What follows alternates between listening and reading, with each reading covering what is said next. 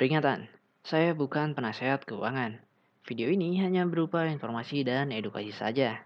Lakukan riset kalian sendiri bila ingin terjun ke dunia investasi. Ingat, investasi kripto dapat menimbulkan kerugian yang cukup besar.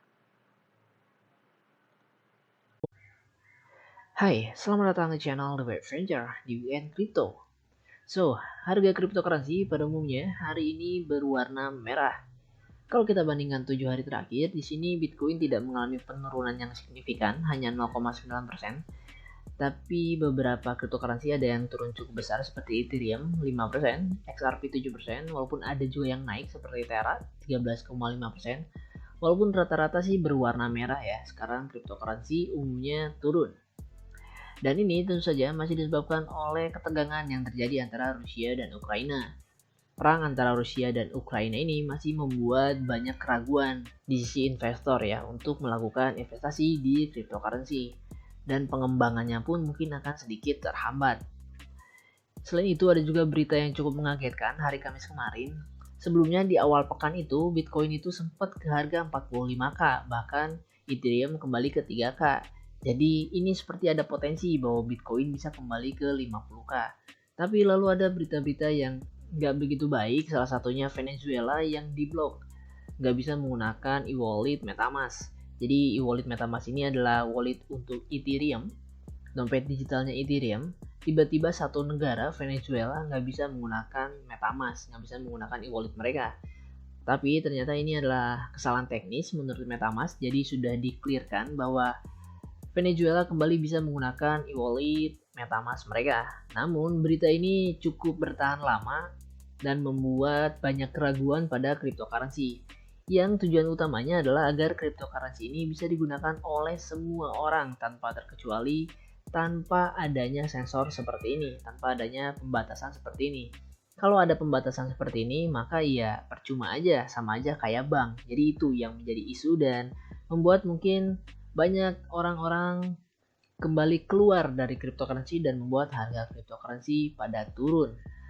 Dan kalau kita lihat dari grafiknya, minggu lalu gue bilang bahwa Bitcoin ada potensi untuk naik di sini, dan ya Bitcoin memang naik, berhasil naik ke 45k harga tertingginya minggu ini, tapi kembali turun lagi.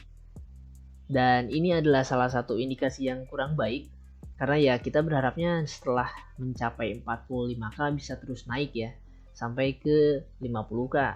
Kalau kita lihat di sini polanya masih higher low, jadi masih naik ke atas. Tapi untuk posisi di atas, resisten mungkin akan lebih cocok dibentuk seperti ini ya, maka akan terbentuk pola triangle.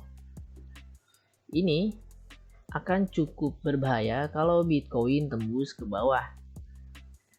Kalau nggak bisa hold di sini, nggak bisa stay di sini, potensi untuk turun kembali ke 30k ini sangat besar ya.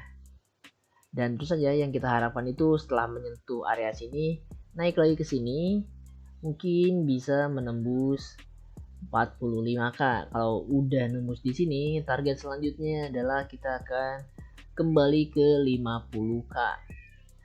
Dan ini yang kita harapkan, yang gue harapkan adalah Bitcoin bisa melakukan gerakan yang kedua ini.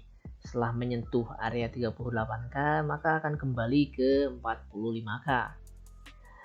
Dan ya, jadi kita harus tunggu dulu apakah Bitcoin ini bisa bertahan di atas garis trendline ini, di atas garis support ini, atau nggak bisa. Kalau benar-benar tembus di bawah 37k, maka iya wassalam kali ya.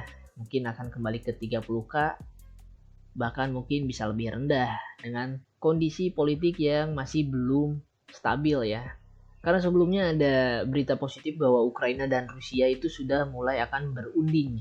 Jadi para pemimpin akan bertatap muka untuk membicarakan bagaimana kasus atau perang Rusia-Ukraina ini bisa diakhiri. Jadi untuk minggu depan kita harus tunggu apakah Bitcoin bisa bertahan di atas trendline ini ya, di atas garis support ini. Kalau nggak bisa bertahan di atas support ini, gua sih memperkirakan bahwa Bitcoin akan jatuh, bahkan mungkin kembali ke sini ya, ke 33k. Tapi kalau Bitcoin bisa bertahan di atas trendline ini, maka potensi untuk kembali ke 50k cukup besar ya. Di sini juga sepertinya sudah banyak investor yang jengah, yang lelah karena Bitcoin kayaknya angkanya di situ-situ aja gitu. Ini udah terjadi sejak Januari. Udah 2 bulan, jadi Januari, Februari udah lewat, sekarang di bulan Maret kayaknya Bitcoin nggak berubah di situ-situ aja. So, ini akan menjadi sebuah tantangan juga bagi mereka yang memegang Bitcoin dan cryptocurrency. Apakah bisa tetap memegang kuat hodl cryptocurrency atau enggak? Kalau menyerah, ya mungkin akan kehilangan kesempatan. Karena mungkin sudah jengah juga. Daripada nunggu terus mendingan dijual, mungkin seperti itu. Tapi kalau kita bisa hold, kita punya potensi yang lebih besar ya untuk jangka panjang maupun jangka pendek untuk saat ini. Karena potensi Bitcoin untuk naik ke 45k, 50k, bahkan all time high di tahun ini masih ada. Jadi gue pribadi sih gue masih akan tetap hold. Kalau ada kesempatan di jangka pendek gue akan ambil, kalau nggak ada kesempatan gue akan tunggu di jangka panjang. Itu apa yang gue lakukan ya, not financial advice. Dan ya, jadi begitu aja video gua kali ini. Thanks for watching and see you in my next update video. And bye.